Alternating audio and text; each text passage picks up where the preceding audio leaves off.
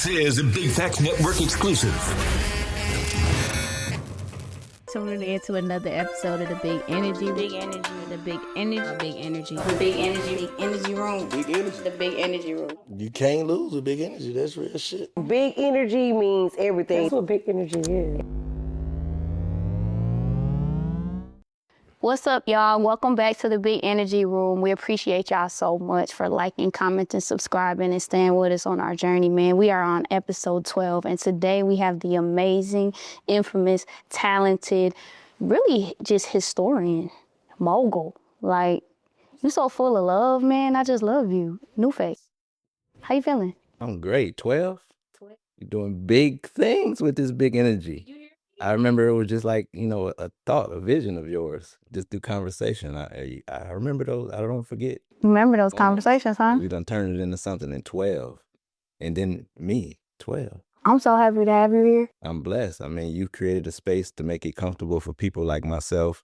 And your energy comes across as welcoming. And you aspire a lot. And, I be in rooms and I speak highly of you in my circle, and I do that purposely to see what they know without me injecting what I know about a person. And your spirit, it gets around for something positive, and it means a lot to me because the relationship that we have, like personally, that the public probably won't know what we speak life into each other. So just let you know, I'm honored to be here. You've created a space to make it great for people like myself and my friends. Like, a lot of people want me to be on their platforms, but I love to see them do it. So whether you call me or not, I'm a like, repost, share, because it's for you, and I don't have to, I like to be a part of people's story, but it's not about that. It's about clapping for people's success, because a lot of people don't have that. You know what I'm saying? We go around and I look at what I do as, what I want somebody to do for me. So that's why I do it so loudly. So thank you. I'm honored. You loud and proud, and thank you so much for that, because I really needed to hear that.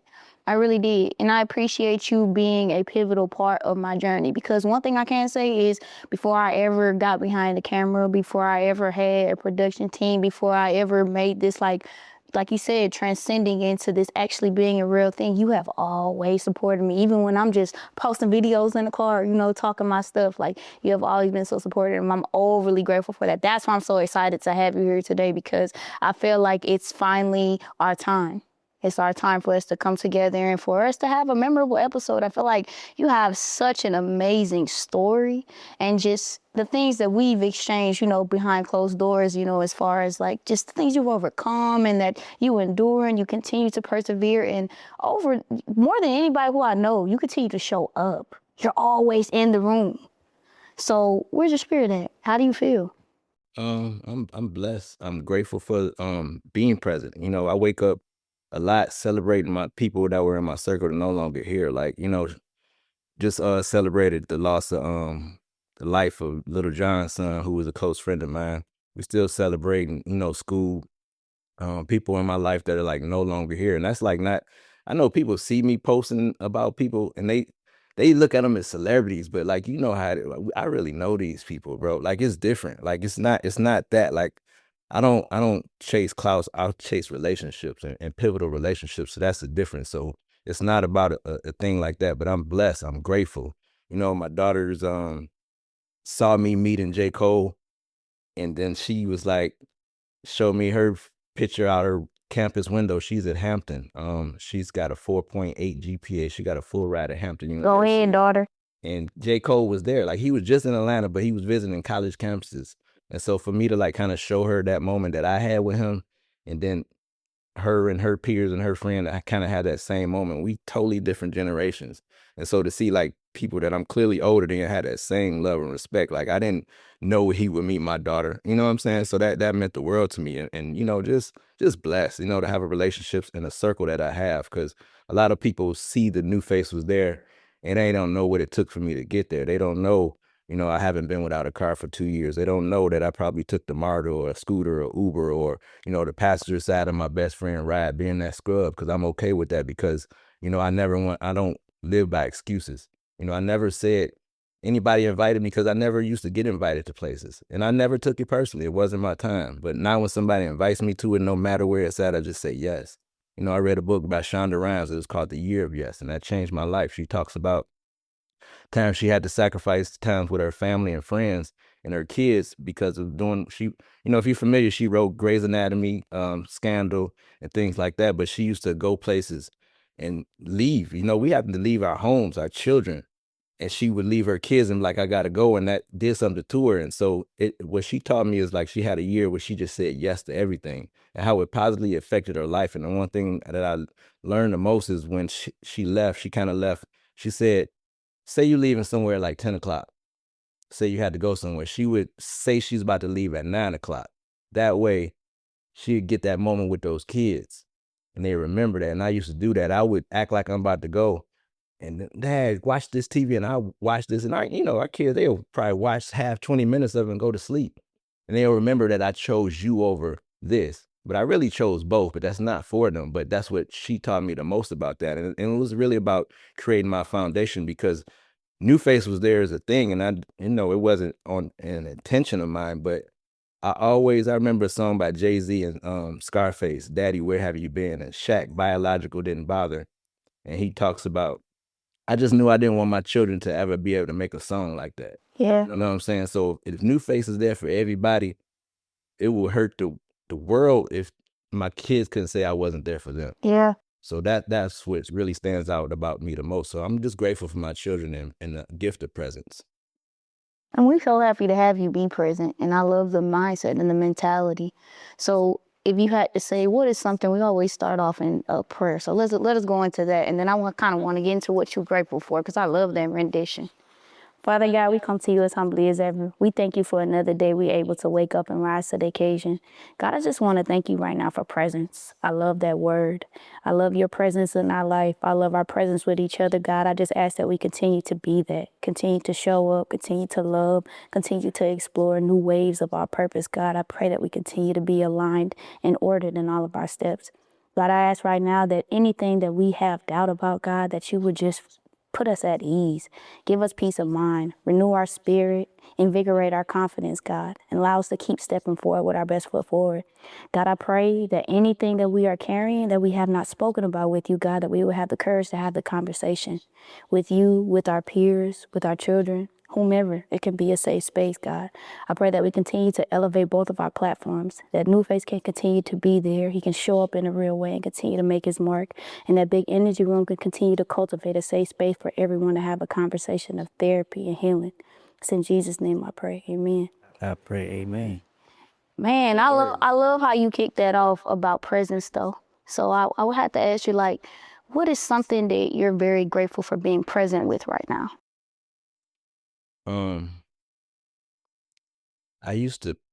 God has put me in rooms and positioned me in rooms that I prayed for. Back in the day, I used to, not a fear of missing out, but wonder what it likes to be in those rooms.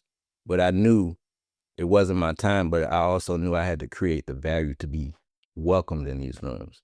So I knew I had work to do. So I'm grateful to be included, because, sometimes it's by happenstance that I am in these rooms and people see me everywhere. But the fact that I'm welcome. I used to be that kid buying this tape or CD, going to the in-store, getting an autograph, taking a picture, and leaving. And that was a win for me.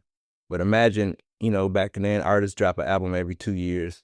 Every time T.I. or Jeezy or Killer Mike or any of these artists drop an album, little old me taking a picture and leaving. But after years, you become to build relationships. And I got to know their managers, the security, their publicists, their A&R. And that's where the real relationships and the real value began, because, like, how can I build value with this? So I'm like, yo, Tip looking thirsty, or he needs the water, or can I hold this, or I'll take the picture, or you want me to go to the car and get his coat or his jacket? Like, never not thinking that no job is too big or too small for me. Always team, whether I'm part of the team or not. I wanted to create value, because those are the people, when I seen, because that's the one thing that I seen when I was being this fan in these rooms, is everybody were asking something of them. Can you do this? Can you be on my mixtape? Can you do this for me? And I read a book about it called The Purple Cow. Nipsey Hussle was a fan of this book, and I know by his speaking, but Purple Cow basically speaks about, you go to a farm, you seen what color cows you see? White and black. You seen a purple cow? Mm-mm. If you did, you remember it forever, right? So what can I do to be different from everybody else? So when I do have an interpretation with these person or get an interaction with this person, provide an experience that they'll never forget.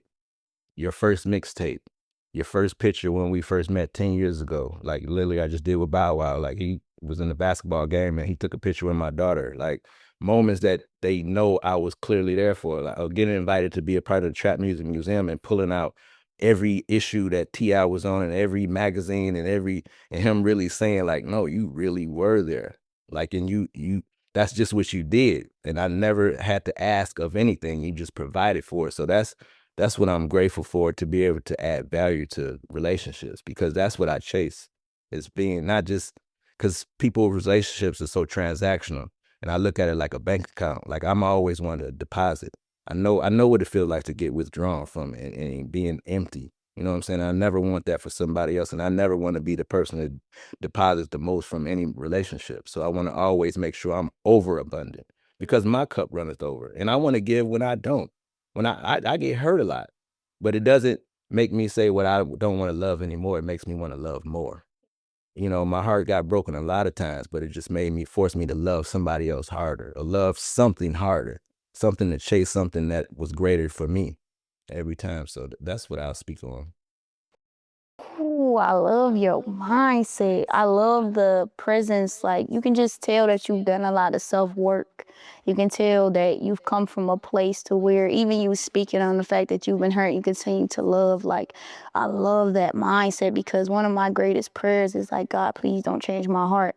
And me personally, like, I've been going through a lot of transitions here relationally, and that's kind of what's been keeping me. That thing that you just said is like, even though I may show up and the love may not be reciprocated here in this moment, I have the utmost faith in God and who he is to me and where I am spiritually, that making that deposit of love and transparency and just being who I am and showing up as that light, it will be returned at some point, even if it's not exactly where I planted the seed at. Like my garden will be watered somewhere. So I just love that. And I like to concur with that as far as what I'm grateful for. I'm grateful that God keeps keeping my heart. I'm grateful that he keeps allowing me the space and the capacity to continue to love even when I'm disappointed, because it's not always easy. It's a very difficult thing to do. Like, you know how I am. I'm always giving out. I'm always giving out, and you don't always receive from the people who you desire to receive it from.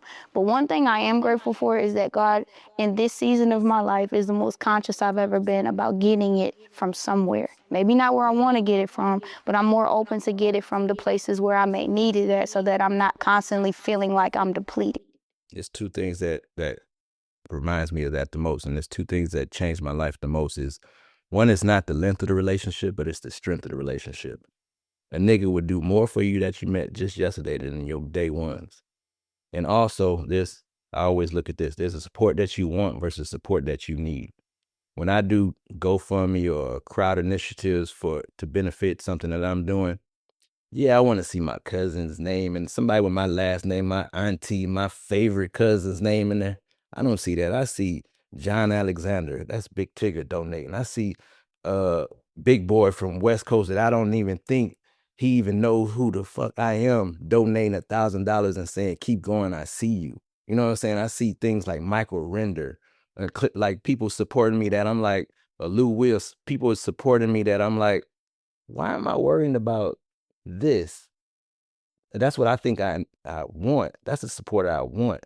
This support that I need. And I don't care where it comes from or what, if it might be somebody just from yesterday that I just met, because I've impacted them. And when I'm outside, that's what teaches me the most. Is like, I'm creating values in these rooms because it's total strangers saying, yo, I love what you're doing. Keep going. Like, that's, you know me. And it wasn't always that way. That's why I'm grateful to be out there, because I'd be outside and didn't used to be that way. I would buy my cheap ass ticket, be way up there, enjoy my show, buy my rapper merch, and go home to my kids, take them to school, go to my little office job. I owned the Avis rent-a-car but I had to dim my light because I didn't want to confuse the NuFace with my business, because my business is what took care of the family and the home. And of course, they had the home, the big house. They went to school, was across the street from a farm, happily married and everything. But I had to dim me. I couldn't say, come support my Black-owned rent-a-car facility, and I'm NuFace, you know. But the rappers, they were renting from me. They knew, but I just didn't want to sacrifice somebody, you know, just because they thought they knew me. The discount, you know how that works out. So I had to, but it ended up, you know, dimming my light. And so that's where I kind of compromised and said, not compromised, but gave into my faith and believed in myself, and just quit working, because I always believe, you know, I haven't had a job since I moved to Atlanta, and I've been here since 94, 95. So it's like betting on myself, no matter what that looks like. And people will see me outside, but again, I've had my greatest moment at my brokest time with the bank account on negative. Can you elaborate on that emotionally? Like, what was it about that experience of it being like, I have this dream, you know, and I know, and your spirit is propelling you to move forward on it, but my finances aren't conducive to it feeling like this is the right time. Like, how did you shift into making that decision?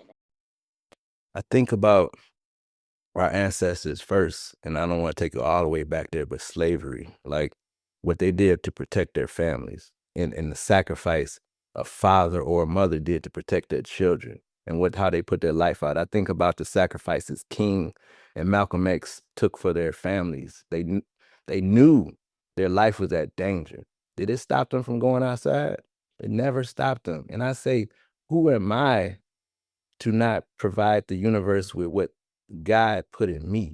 And whether it's my energy or my collection or what I provide, who am I to keep it all into myself and my home? I've instilled it into my children. You know, they see it. You know, I got a text the other day, and it was like, we was talking about networking, and I thought about you, Dad. Like that little thing where you don't think they're paying attention is like, okay, but I knew I had a purpose, and I just don't feel comfortable with doing absolutely nothing. So like my brain just doesn't work good on doing anything. You know, a lot of people like, how do you do it? It's called purpose, and it's called destiny. I know it's bigger than me now. It wasn't always this way, but I just knew nothing was going to come to me. Nobody was going to knock on my door and say, I have an opportunity to you. They had to want, because I used to draw and paint, and people would come to my house and see the art on the wall and be like, I never knew. So I transitioned into drawing and painting on shirts. And even like dancers at Magic City, I would make tank tops. I won't say wife beaters, they used to call that, but tank tops with their names on them.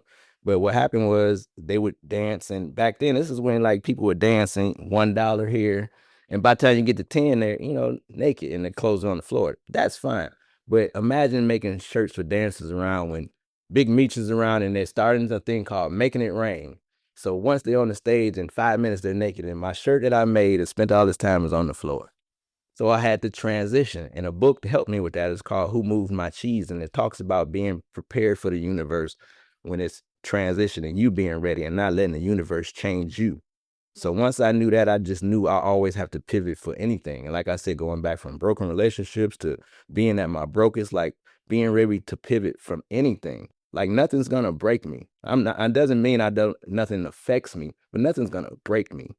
No car. Do I still show that my brand has went higher through the roof because of that? My followers went, and that's not my value, but I'm speaking in terms of what people value, because people see that, because I look at it like it's not the followers who follow me, but it's about who follows me.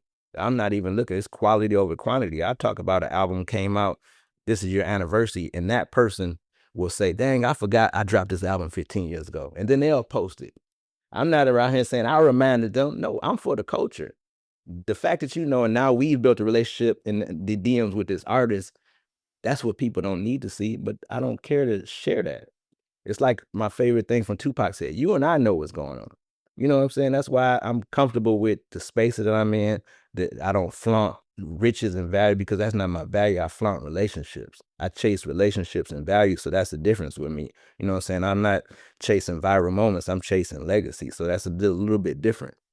And Nipsey talks about, I got to be over specific so you notice the difference. And that's what I got to show people. Like, there's a difference. I get it. You get autographs too. A lot of people collect and get autographs. That's fine. But you can't do what I do. You don't have that moment with Nipsey Hussle. You don't have that signed cassette tape. Nobody in the world's had that signed cassette tape. People were in that line and met him. And when I show my picture, it's like, damn, I was there. I wish I would have took a picture. I remember you did that. And he was so excited when you pulled out the other cassette tapes and the cameraman came. Like, it's like Nipsey made me feel like it wasn't 100 other people in that room that day. And the next week, I took a picture with my friend Kerosene, and he kind of like photobombed the photo, throwing up the neighborhood. And he was like, "You don't remember me? I met you with your kids." And it's usually the reverse. It's people going up to the artists like, "You don't remember we went to high school?" And they like, "No, but yeah, it was Nipsey remembered me." And that's what I chase. People that remember what you did, because we all know that person with the bad news and always got something going. The negative Nancy's out here. People know I don't do drama, and you ask what I'm grateful for, is I'm grateful for peace.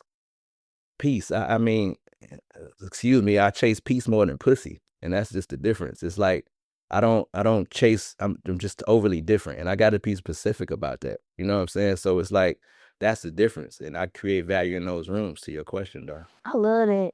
So speaking on this mindset, right, of just understanding like what's important, who's important, who you are. Let's reverse. Let's go back to before you understood that.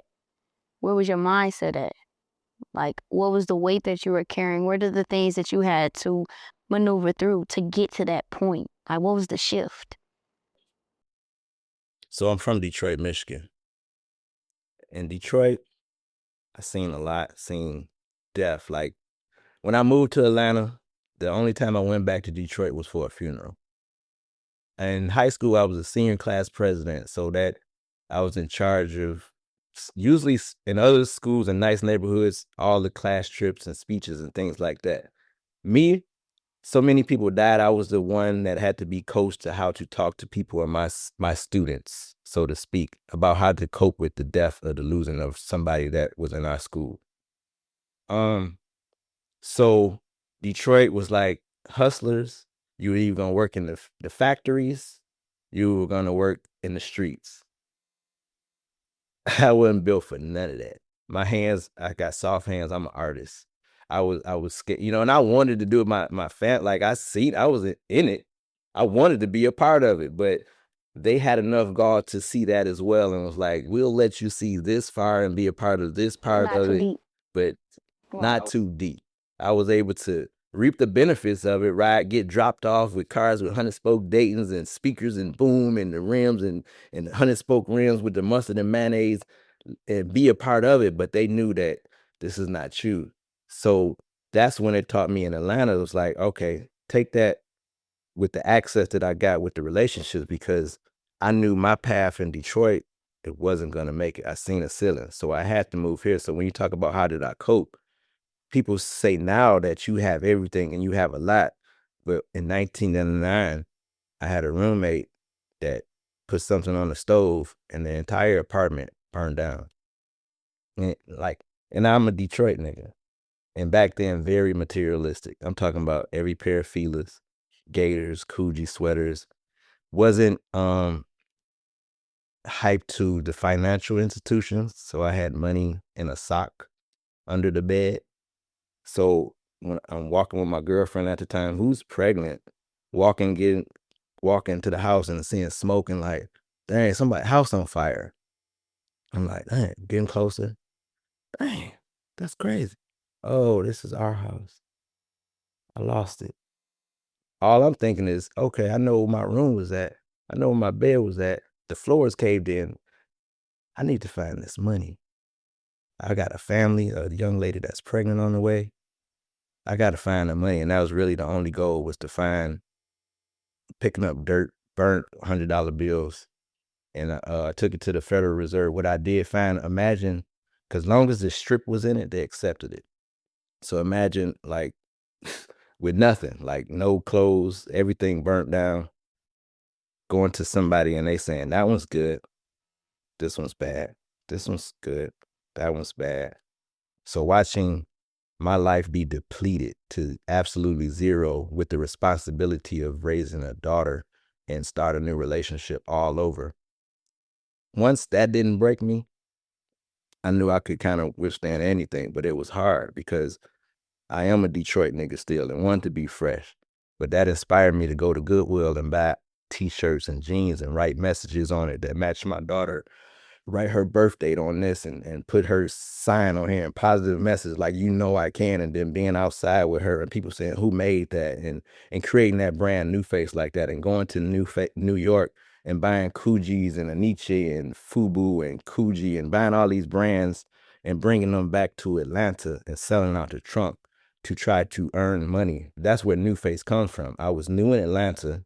I was buying clothes in New York and selling them in Atlanta. And I'm a fan of Fubu, For Us, By Us, and Brand Nubian. So I took those two things and I was like, NuFace, now under fashion, all can excel, or NuFace unites fashion, art, culture, and entertainment. I created those acronyms as a sense of purpose for me to do something, but it taught me not to be materialistic, because I'm a avid reader and I got a great library, but it taught me you can burn down anything, but you can't erase what I've learned in those memories that I can create. So that's why those NuFace Was moments. I'm not chasing moments. I'm documenting history now. You know what I'm saying? So my purpose is my purpose, but I had to learn God's way. I'm not going to say the hard way. I had to learn God's way, and I have to accept that. But every time I hear you have everything, I'm constantly reminded, if they only know I lost it all. So that's what drives me, and that's the place that it takes me, is that if I can make it from this, you know, and seeing, you know, a 2-parent household, and being, my family being in a newspaper for being the first person to die on New Year's Eve, you know, you don't want that, your family's name to be the first time you see it in a newspaper. Or we used to get raided a lot, and, you know, the streets, you know, police would raid, and man, that's my family member in the paper. Like, I just knew it was more to life like that. So that's why I kind of move how I move. I love that. Because it's like the introspection into losing everything and then having to find acceptance with it, and then still being able to wake up and rise to the occasion after that. Like, everybody don't make it after some of that stuff that you've described going through, especially not a fire where you're losing everything, raising a child. So how did you maneuver that relationship? Like, you know, just kind of, like you said, there was a child involved, you know, you just lost everything. You know, a lot of times women are seeking for men to be a provider. So how did you overcome that mental battle? Because I know that had to be difficult. My first child, and I'm glad you said provider, because that's really the answer. And that's all I knew back then. All I knew was to bring the money home. The money was not a problem. I was a hustler, and I had something that I was doing that was just bringing money home. But I was the provider. I wasn't the man that I needed to be as far as in a relationship. I knew to be a father. I knew what I didn't have, so I provided that to my child. But I'm going off the perspective of what I wanted, not what was needed for that particular household. Like, I got 4 daughters, and the one thing that I can teach, the lesson I can teach this one, I can't teach the youngest one that same way. So you know, I take everything is different. Love language comes to mind. Everybody's different. So I take accountability with just being wanting to be the provider and being there. It's not enough for most relationships. Like you said, a woman or a relationship needs something else or what they need. But all I knew was the bills were paid. You don't want to work. You don't have to work. Stay home. I got this part. But there's a lot of other things that needs to be there. My daughter is fine. I was buying Averex coats for I was that, you know, Jordan, like, for what? You know what I'm saying? But I'm chasing this mentality, but I realized that children, but again, I learned so opposite. I learned, you know, a psychologist talks to a twin brother and they'll ask him, why did you drink? And one will say, because my father did. And the other one say, why didn't you drink? He'll say, because my father did. So that's what taught me, is like, being right there in that moment is like, no, I have to change this. So if my father wasn't there, I got to be there more for my daughter. You know what I'm saying? And I was chasing, and I knew that they don't remember the things you bought for them. They remember the time that you spent. So that's kind of where that NuFace was there, but it was me. That started at home. So the daughter that she was pregnant with at the time, that was your first child? So you had to maneuver going through the loss of everything that was pretty much comfortable or familiar to you, on top of entering into fatherhood at the same time. Do you feel like that put a strain on the outcome of that relationship?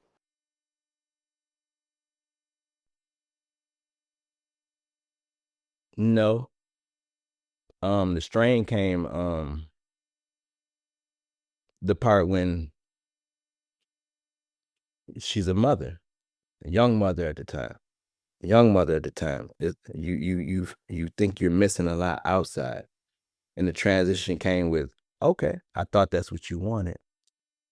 You want to do what you want a job, or you want to, and then me relinquishing that energy and saying, okay, I'll be the stay-at-home person because I get it. I let you live how you want to live, and I want to continue that part, but you want to choose to be outside.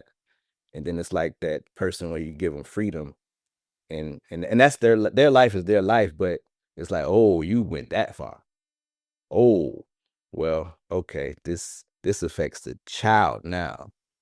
So I rather can't work. If you choose to do that, that's where the strain came from. Yeah, and then so we had to, go through custody, like all that. That's why I'm grateful I don't have to deal with that anymore.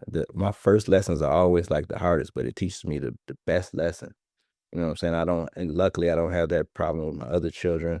It's peaceful. They have, because even back then I wasn't, I could FaceTime my children. Now back then it was like I just didn't see her. And then it was like the court, like every time I ride down Fulton County, I see that courthouse, my stomach just turns upside down because I had to go into this courthouse with my daughter who lived with me and prove that I'm worthy to being her dad. Somebody that's literally saying this is where I want to be, and somebody's literally, spewing some other messages that, dang, me? Like, what am I doing wrong? You know what I'm saying? And like a stranger though, that's the other part too, because everybody at home knew was good, but it's like, well, I got to dress up, and I'm with we taking a stranger. Yeah. It's like a stranger is determining the fate of something that you carry and value on such a high level. That fuck with me heavy, but it taught me not to just prove my value more now. Now I don't have that issue with fighting for the attention of my daughters, or even getting to see them. You know what I'm saying? I just show up. So the automatic negative thoughts that come with that experience, like you said, it was a struggle at first. How did you pivot from that? Like, how long did you feel like you sat in that? And what are things that, now that you're looking at it, hindsight 2020, like, what are some of your biggest lessons you learned from that time? There's a power of thought. There's a power of where I want to be. I can't focus on where I'm at, and that's where a lot of people get stuck. They see the pain and struggle that they're in, and they focus on it. My mind is built a little bit different. I'm always thinking about where I want to be, and where I obtain to be, and where I aspire to be. So I'm thinking, I'm envisioning the peace, the happiness, the smiles, the success, the stories that nobody else is seeing. So, but you have to, today's message talks about you have to plan, not promise. So it's about, I just have to plan it, but I have to act it. You can say you want to do everything, but you have to act on it. I said that's what the other thing. Shout out to Kenny Burns, a mentor of mine. He said if you start a brand, you have to be the brand. So that's what NuFace was there about. It's days where I'm good at home. Dog, I don't want to really. Like, it's days where, because I create these days I call nothing day, where I just choose to do nothing on purpose, intentionally, because so many things are pulling at me, or the unit, or just city alone will have you, that's why I say it's So hard. much going on Yes, all the time. It's easy to get lost in it and ungrounded. Yeah. So I have to be the one to shut it off. And so, but it's those days that pull me the most. But Kenny Burns taught me, if you create the brand, you have to be there. So when I said NuFace Was There and coined it, I had to show people what that looked like. I can't just say it.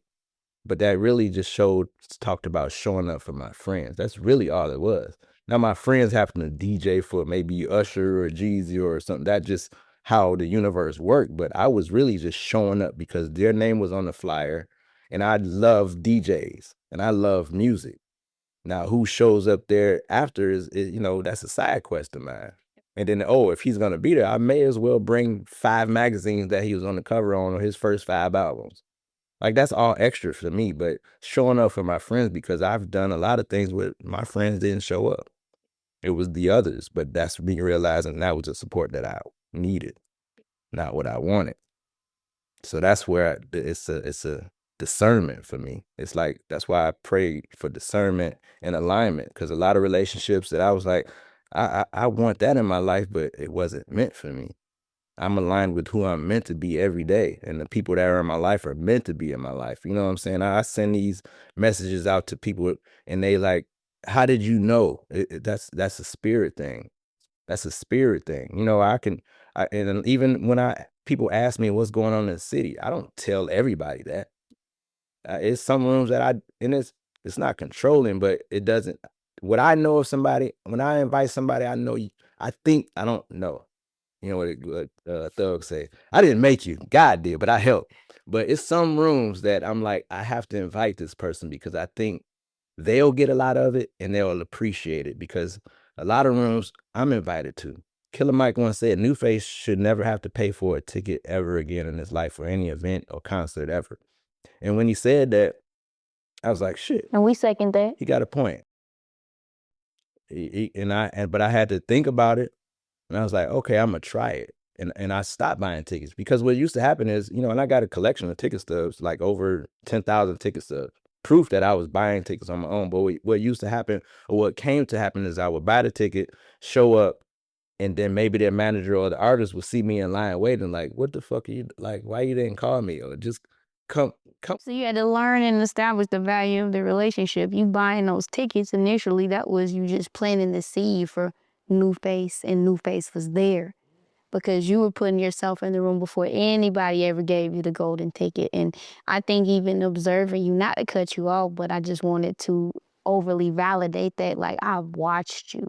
You know what I mean? I've observed you. I've watched where you were trying to get in the room yourself.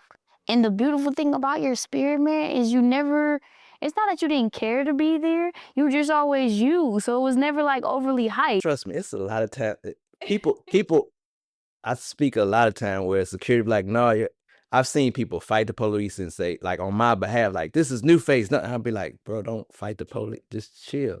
And then what happens is I'll get in, and then that person that didn't know anything, they be like, I'm so sorry. But I treat them and I say, it's nothing. You just didn't know. And I'm okay with that. But I wanted to just say that sometimes I wish they said, no, it's full and it's going, because I'll just turn around. Yeah. Because it's not about being everywhere. It's about being where I'm meant to be. The universe is going to put me in whichever room I'm supposed to be in. So if you think you control this room and environment, I want you to have that. I'm okay with that, because I've seen plenty of people, I'm thinking of Allure or Magic City, fight the beat. I'm on this section and exhaust all this energy or money and access and phone calls to get in somewhere. And then I'll get in because of my relationship for absolutely free, and then exhaust any money. And or energy. It's like the rooms that you'll fight to be in be the ones you don't belong in. You don't belong in. And I'm okay with it. But the relationship that I had with this security guard but how I treated him, it's granted me the red carpet on the BET, because that person remember how I treated them at their relationship. When they was up junking on me like you, but how I treated them and diffused that situation, because that's cool. You just don't know. You know what I'm saying? So, but I used to buy those tickets, and I just used to be like, damn, I ain't wasting no more money, because I used to buy the ticket, but I'm getting there free now. Yeah. But again, I want to make sure I was there, not somebody got me there. I'm letting people know I'm gonna show up regardless, because I'm documenting the stuff. Most artists you'll see, they'll just use my repost, and it's 1,000 other people, but it's like, why they reposting mine? They know it has value.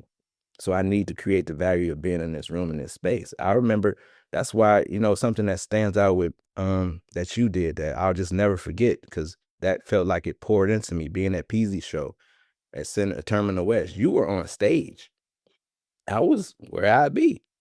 You found me, and we was able to sing Now We Up 2 Million Up, like saying RPs and shout out, what up, though? But like, that's what I'm talking about. You didn't owe me that. You know me from a camp. I mean, we knew each other, but if you didn't, that's fine. You know what I'm saying? But the fact that you did, I'll never forget that. Whether you do anything or invite me anywhere in life, you 100 with me, but that's what I want to do for other people, because I'll never forget that. Because like I said, you can give me money or anything, but it's how somebody made me feel. So that feeling, whenever I see you or see you on my algorithm, that feeling comes about, and especially when you're winning and doing something that you're supposed to do and meant to be and walking in your purpose. I'm like, yeah, that is, it's true. It's like, that's why I say people will see me online, like they can take me offline, but they can't erase my presence. You know, they can't take that away from me, because that's real. Whether these cameras are here or not, you still playing for your circle. That doesn't go away if these cameras go off. And that's what I'm trying to tell people. You can take me off. You think it's internet if you want to. I'm outside in real life. And if I was a nigga that stole or cheated or took or fucked somebody's bitch, somebody would say something about it. Right. You know what I'm saying? But that presence is gonna outlast everything. I'm like, if you think I did something wrong, say it. Like, and I'd be joking, but I'd be like, what you waiting for me to blow up? I'm winning now. I've been winning, because you don't know I lost it all.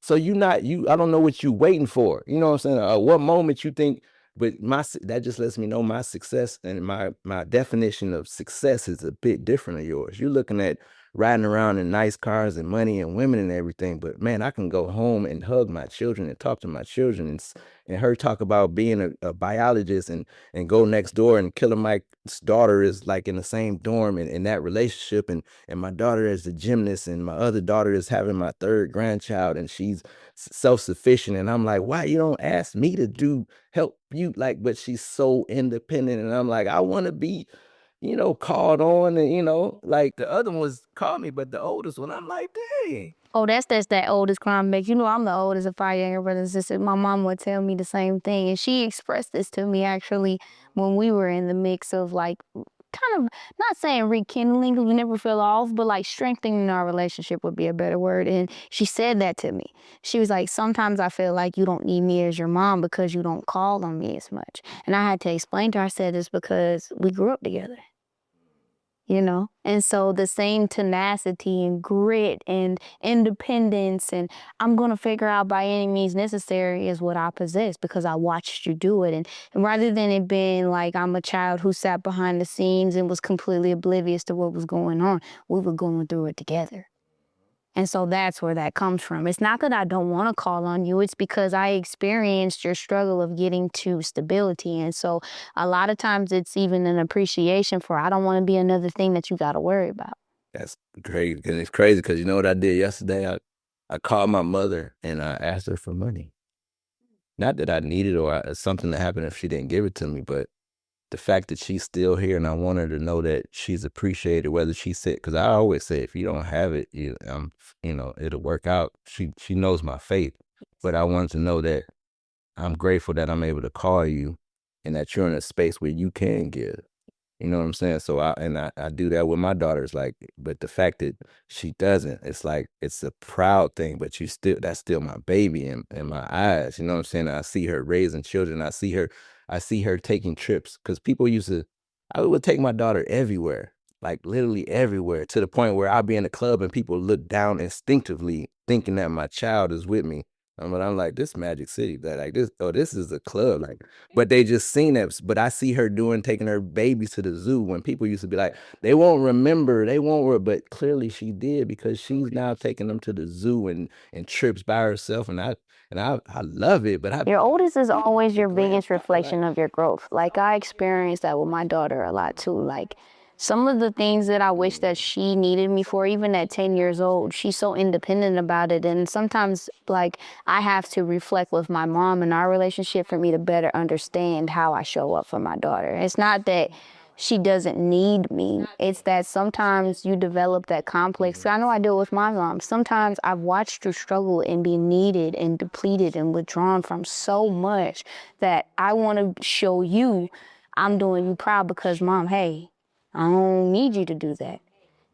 I just need the candid nature of our relationship. I'm not calling you for nothing. We literally just can kick it on the phone, and you just know that I'm not going to ask you for nothing.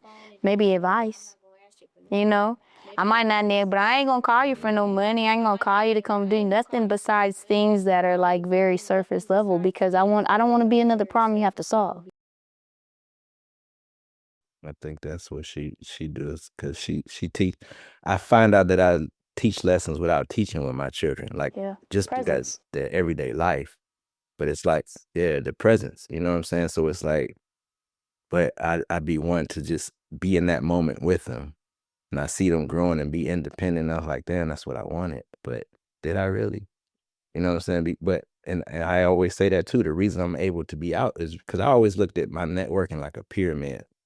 Or the reason I'm outside is pyramid because I've seen a lot of stars of successful people.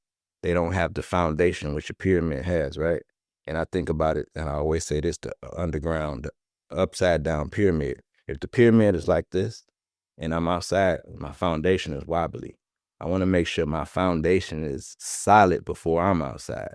That's why I'm kind of sending a text message or communicating with my daughters or my children or my mother before I step outside, because I know what it's like to have that unfortunately, like that last goodbye. I know what that is to have, so I want to make sure. I know my last moment with so many people, and it was great. I mean, it was bittersweet, but it was something that I can live with. You know, it's a lot of death that I dealt with and other people deal with because of their last moment with that person wasn't the best. So that's why I treat every moment and every interaction with somebody that I love and respect with utmost memorable high moments, high uplifting spiritual moments that no matter what, even in the afterlife, you'll remember that. You know what I'm saying? The presence, that's never going to go away. Energy never dies. So I want to make sure that interaction is great with anybody because that's why I look at the foundation. I want to make sure the foundation in any relationship is not wibbly wobbly. Because I talk to a lot of artists personally, and it's like this dichotomy of I'm looking at them on the road, going shows, going to clubs, and I'm like, man, that's nice.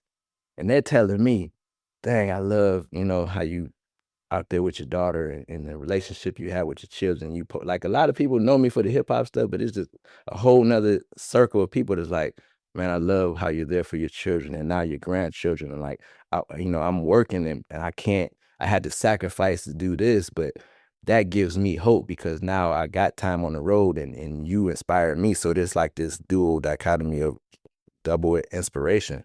And I got to be comfortable with that because it's like, I'm inspiring somebody, plus I do have the relationship like that with my children.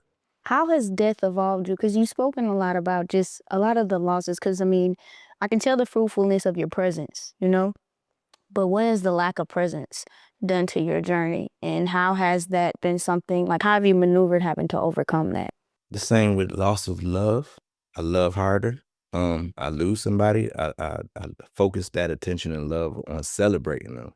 Like the relationship I have with Trouble's mom now and his sister and that whole circle is just phenomenal. Like anytime she's doing a give back or we go into the wall and celebrating, or every time Natalie Cole does the mural outside of the band stadium every year, I'm able to like interact with his children, his family in a circle where before I knew him, like I always joke with him and Bank and Gucci. Like I was a fan, but back then I'm good.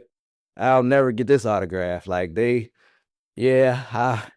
but so it took years of, same with WAP and same with Bank. Like it took years, but once I was in, I'm like, bro, these are some good men.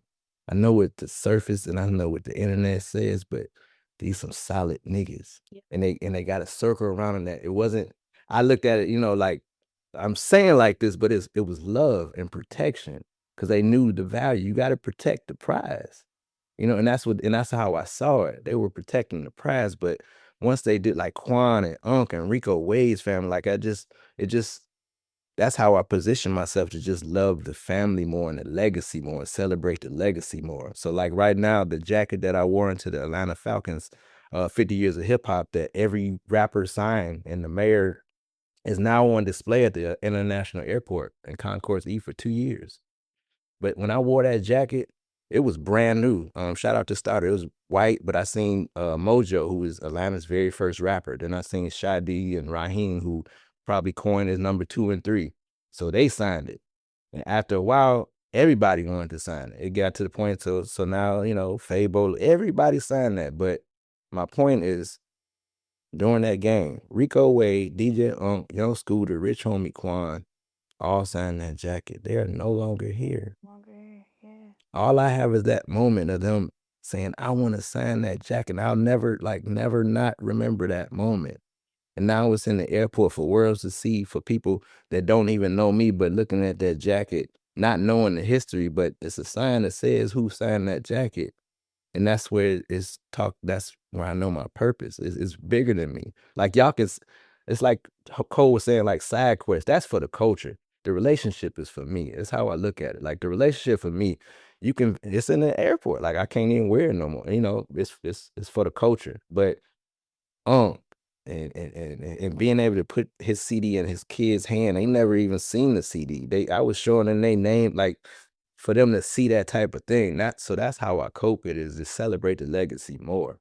You know what I'm saying? My last moments at Louisville house when Trouble was there, and the party was turned, but like I'm talking about when he came, the energy just shifted like higher, like high, like and Drew, like it was so many people there where you would think like it was Drew. I just remember so many people names, but when he came, it didn't matter, and it lets me know that energy is, it can't be duplicated. And that interaction, and that time, I seen him maybe 3 times that week before he passed. Like literally the day before, we was riding the street with his yellow Corvette down P Street, and he said, "You really do be everywhere, nigga. What the fuck, thug?" And then I didn't know that would be the last time I see that nigga, bro. The last time. Seeing this man, and then that go to the services and seeing his family and his mom, and reckon all these faces that I seen in the past, it's like the children. That's when it breaks me down when it comes to the children, though. It's like they don't have a me to go home to no more. They don't have their dad to go home to more. So what does that look like? Trouble was a dad. A dad. I got so many DMs like when him waking up, just like, go fast, bro. Embrace it. It goes fast. Love it right now. I'll tell anybody that new parenthood. That's the other thing with me. Like people in relationships or having kids, I'm never how they say don't get advice from like single friends or bitter people. Nah, bro. Love where you at right now. I'm not here to say it's gonna last forever or how my life is for your life, but if you happy right now, stay in that shit, because one day it can go like this. Embrace that. That's what NuFace Was There about. Is like being in that moment. I know I post, again, that's for the culture, but really my best time when I put that phone down. And what used to happen is, that's another reason it taught me, is the best moments happen for me when my phone would die. It was like the universe is saying something. I bought another phone, but for that. But what used to happen is my phone be on 1%. And I used to be like, something good is about to happen. I ain't gonna lie, I have that same experience, because it's crazy you're even talking about this, because just yesterday I was sitting and I'm like, you get to going through your memories on your phone, and I'm like, dang, I don't be taking a lot of pictures of my kids no more, But it's like because of the presence. I'm here with y'all, I'm in it with y'all, and then it's like, so I kind of toy back on both sides, because it's like you love to have that stuff for when they get older. Like my mom, she was an avid picture taker. She would have so many pictures of us, and like when my brother got killed, we all had to sit down. I want to say it was his birthday. Around his birthday, I went back up there, and so we had went to the graveside and everything, but at the end, we all came, we sat down on her floor, and she took out all her pictures she had, and she's like a old school. She gonna print them out. And she was like, whatever pictures y'all want to take, y'all can take. And so grounding myself in that type of foundation, I'd be like, dang, I wish I had more pictures so that, around my house, people be having whole photo collages and stuff. But going back to that sentiment of what you said, it's like, I'm being so present. I be appreciating the moment so much, because when you're focused on the picture and making it look a certain way and taking it and trying to make sure you smile and your angle is right, like even people will tell me all the time, to be like, why don't you like dress up and take professional? I'll be like, because I'm not really good at that. I'm good with being present. I'm good with just putting it on. And if you catch me, some of my most best pictures are when people catch me candidly in the moment, being present. Because the minute that I try to gear myself to make it look like something, it stops being something. I like for it to be something. I like for it to mean something. So Even when I post, like, yeah, it'd be people that were professional videographers and photographers, but it's something about a NuFace post just hit, because you it's from the can't beat it. perspective of a fan. Like I'm not trying to, like, people will tell me that too. You should get this camera. Or you See, should I have don't even somebody look follow. at you It's as a not. fan, though. I look I'm at doing you too as a much then. supporter. You know what I'm saying? You a supporter, though, because it's the energy that you bring that surpasses. Like, a fan is just somebody who is in admiration. A supporter is somebody who is willing and able to assist at any given moment. Like you said, you'll play every role. A fan is just there for the experience to say that they were there. See, NuFace Was There is bigger than that. NuFace Was There is something that is memorable, something that will not be forgotten on any side. And even after you take the picture, a fan is going to appreciate it because you had that moment with the celebrity. The person who you are taking the picture with, or who's signing the cassette tape, or who's signing the record, who they're going to appreciate that moment more than anybody in the room. And that's why I say you're a supporter. Like, even me, when you talk about, the Peasy show, when you come in and us having that moment, like, bruh, it's because the first time that I ever, like, formally met you and had an experience with you, bro, you spoke so much life into me. You made me feel like I was a celebrity whose cassette tape that you were getting ready to have signed. No doubt. Like, everything about what you reminded me, like, that you were at the Live Perspectives with Bank, and you spoke so much life into me. And unbeknownst to you at the time, because we didn't have as the closeness of a relationship that we have now, like, I was finding myself. I was finding my voice. I was cultivating big energy. Like, people had always put it on me, but something don't mean nothing to you until you understand it for yourself. For me that day though, I think it's how they say, like I say, I'm gonna get there regardless. I think you did a podcast, and I think your father or someone was there with your church. But my son, yeah. I used to work at Hard Rock Cafe, and I was a single father.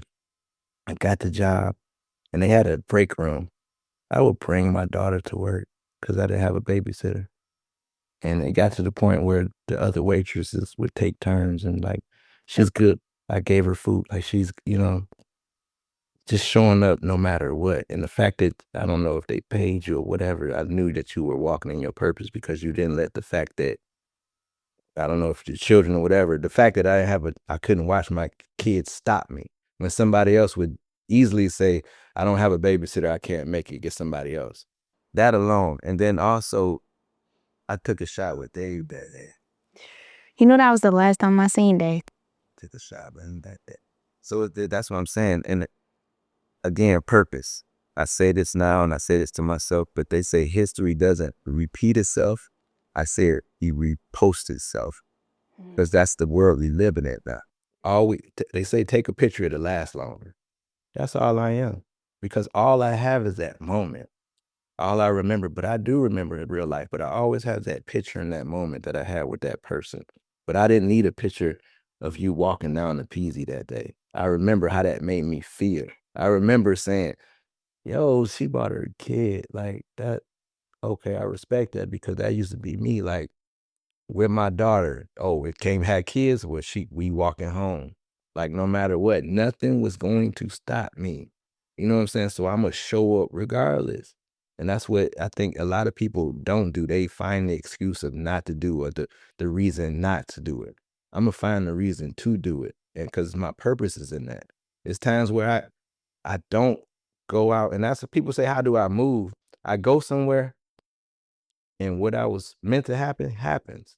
I never know what's the reason, but something happens. And I'm like, that's where I was meant to be. Now I'm going to move to the next event. Yep. And that's why I feel like I value what you do so much, because I know you behind the scenes, So it's like, when you see the excitement of, people would just think you're a fan, but I know, I know where you're coming from in your heart. That's why when your birthdays come by, I'm going to call and pray with you. Because I want you to sustain whatever it is that God has put in you, that I feel like has been so finely cultivated and crafted to make you genuine and unique. I just want him to keep that in you, black man, because not everybody is able to do what you do and still keep the heart that you have. Like, so many people get tainted by their experience. Like, even you starting off by expressing the fact that you've been hurt so many times. Like, many men, like, this is why we do what we do. Many men don't even have enough of a closeness of a relationship to themselves and spiritually, and to the world and the universe, to be able to express that vocally. I know you can't hear what you don't reveal. So no matter who hears it, whether it's to myself or another party, that it's not going to be healed unless I acknowledge it first. At first, I have to acknowledge it for myself, and then take accountability if it was something wrong on my part, and then accept the flaws of the other person, or the knowledge that they have over me. Sometimes I just don't know. You know what I'm saying? Sometimes I've been in a relationship, not a female relationship, but any relationship, I just didn't know enough and it wasn't meant to be. And I took those no's as, dang, I fucked up. But now I realize that sometimes rejection is protection. It wasn't meant to be because I wasn't ready for that situation. Now I walk in any room, in any position, and I name my price. When I used to do things for free and people would try to negotiate or they just don't answer back, I'm like, cool, because I'm not fighting for position. I'm not fighting to be accepted anywhere. You're going to accept what I have because I know what I have to offer. Nobody can replace and nobody can do. You can't have, I'm going to the Rock the Bells cruise and decorating a boat with stuff in my collection that nobody in the world has. Maybe you have it, but you don't have that autograph. You don't have that interaction. You don't have that picture. So if this is too much for you, I wasn't the person for you. Doesn't make it, I know God has the seat for me. I just have to find and be in line with the seat when it's my time and be ready for it. So again, just like this episode, number 12. You know what I'm saying? Even today's message, I tell you how the world works. Because it's funny, you said 11, but the place mark is the 22nd. But this is Lil Donald's promotional sticker. But I keep it in my place. But today's message says, those whom the gods would destroy their first call promising. The road of life is strong with the bodies of promising people. People who show promise yet lack the confidence to act. People who make promises they are unable to keep.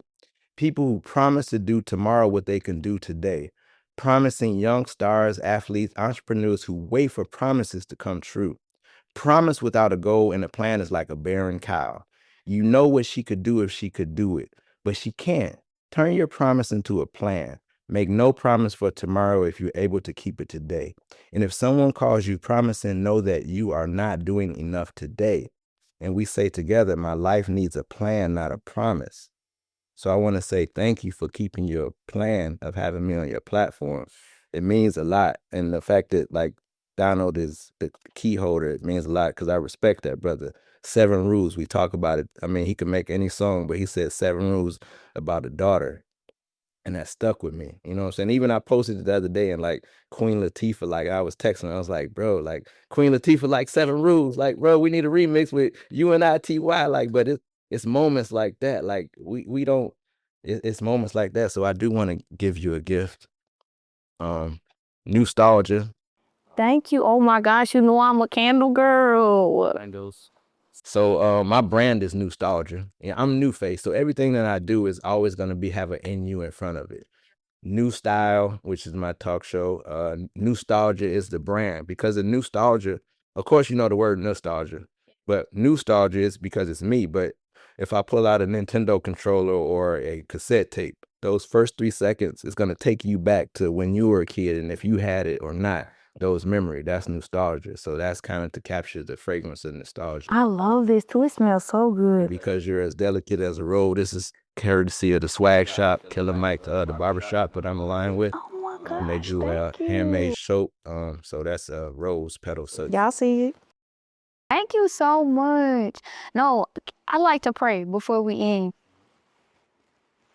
Father God, I just thank you for this interaction. I've really been praying and talking to you in the confines of just all that I've been transitioning through. And I just sincerely appreciate the opportunity to have this conversation. I know we have rescheduled unbeknownst to the people who are watching, God, but this is divine timing and I really feel it. And I just want to thank you. I want to thank you for all that you're propelling in our purpose. I want to thank you for the opportunity to love and to grow. I want to thank you for this mutually reciprocal safe space.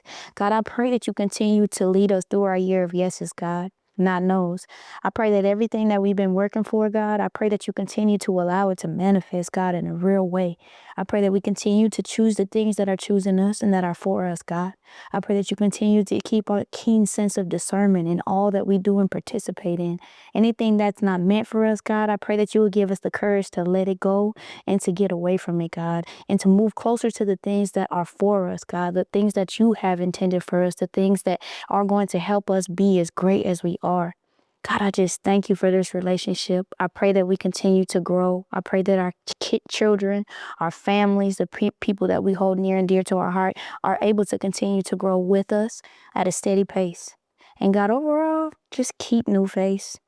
Keep allowing him to enter in the room. Keep making the platform bigger and keep making sure that he's always there. It's in Jesus' name I pray, amen. I'll pray amen.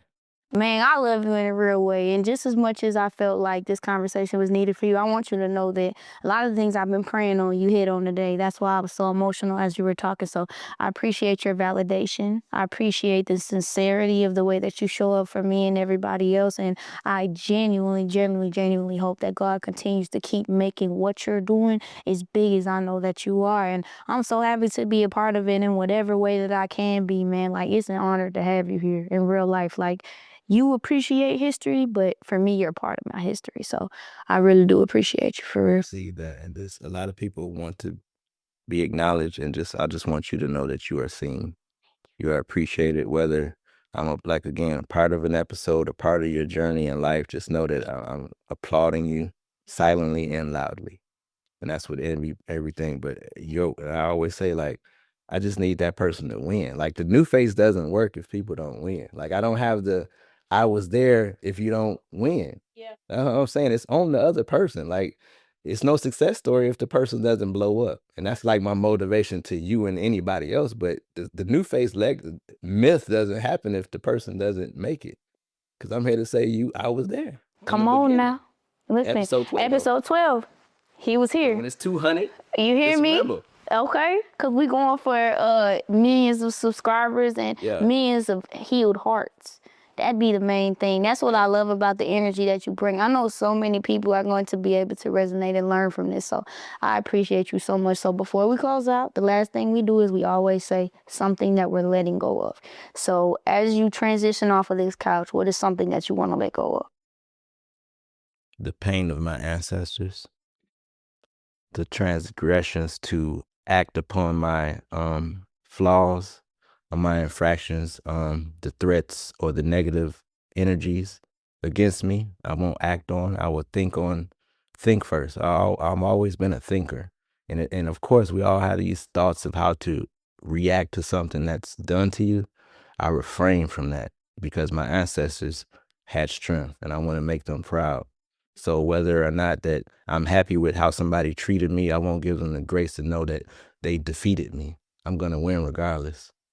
So that's what I reject. Listen, I concur with that statement, and I want to add a level to something that I'm going to let go of that you said, even with your excerpt you just read. Like, I want to continue to let go of me just being promised. And I want to align with my plan, and I want to execute on it. And I want to continue to remember who I have been created to be and how valuable what I may be withholding is. So, all right, y'all. Well, listen, thank you so much once again for showing up and showing out, because everything you said, man, I've been feeling it the whole time, so I know the people will. Listen, y'all, we thank y'all for tuning in to episode number 12. Make sure you continue to like, comment, and subscribe. Let us know what you want to see, what you want to hear, what you're learning, how you're healing. As always, our episodes are brought to you by the CK Agency. We are so thankful to them for putting us in the room. Slime Heart Productions are the men behind the camera, man, making it come to you clear, loud and clear, okay? And thank y'all so much for continuing to serve Big Energy Room. We can't wait to just continue to keep filtering out nothing but love. Can let them know where to follow you, to tune in, because NuFace is always there. Yo, in real life, I always tell people real life, but if you're not really outside like that, it's okay. You can go to hashtag NuFace Was There or at NuFace.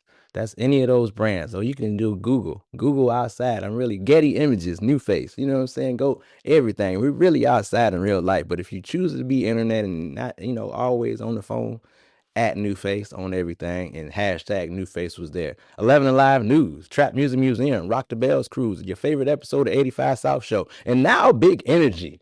Let's go.